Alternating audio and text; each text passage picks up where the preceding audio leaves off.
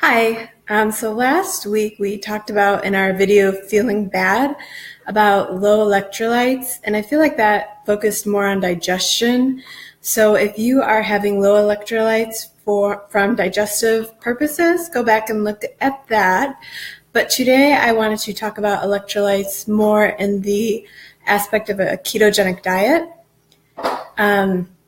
So when you cut your carbs, you start peeing a lot. You probably noticed that. And that means that you are losing electrolytes like crazy. And the most important electrolytes that you are losing are magnesium, potassium, and sodium. So we definitely want to be ready to supplement as needed. And you need to start replacing those. Otherwise, you are going to start feeling symptoms of keto flu. And these can include nausea, dizziness, headaches, fatigue, sugar cravings, brain fog, irritability, and stomach irritability.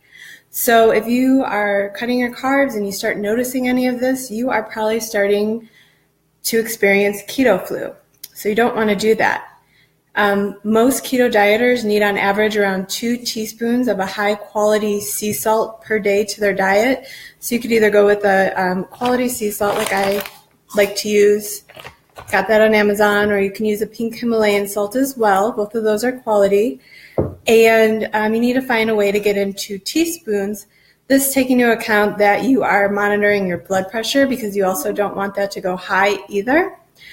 So ways to get this into your diet is you can add it to your food, you can add it to drinks, you can put an 1/8 to a 1/4 teaspoon of salt under your tongue approximately every 2 hours. But like I said, just keep track of your blood pressure because we don't want that going high, although in a ketogenic diet, most likely it will drop once you cut the carbs.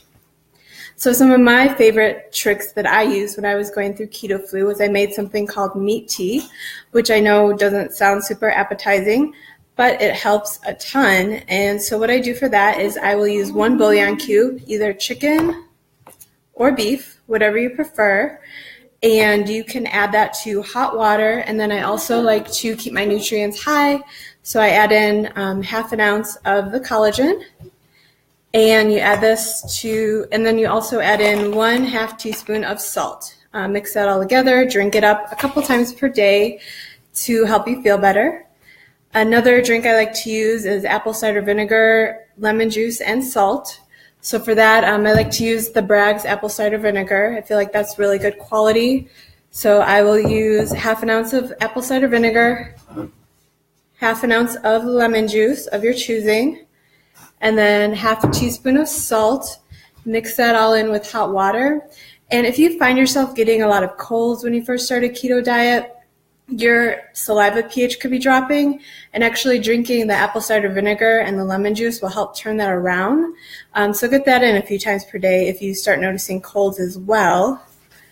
I do have a special bonus recipe that tastes really good for electrolytes, and I am going to be sending that out later today to everyone who subscribed to my free guide, The 5 Things I Did to Lose 5 Sizes in 5 Months.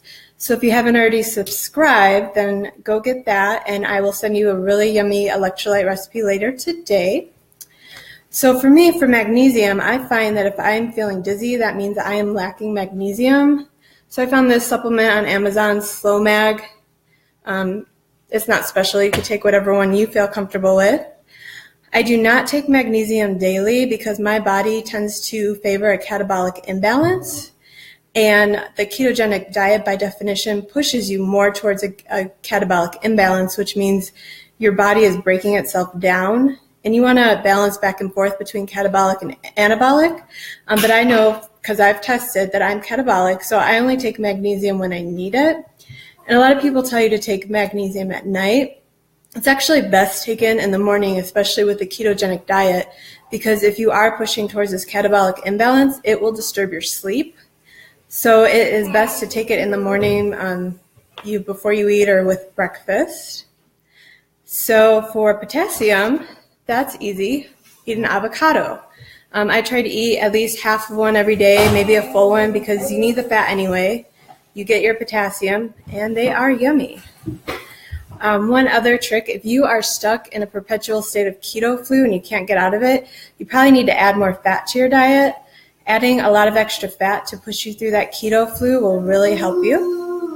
All right, so that is all I have today. Make sure you check out the blog I posted yesterday, Calories I Wish I Knew How to Quit You. That focuses on how calories will fit into your ketogenic diet.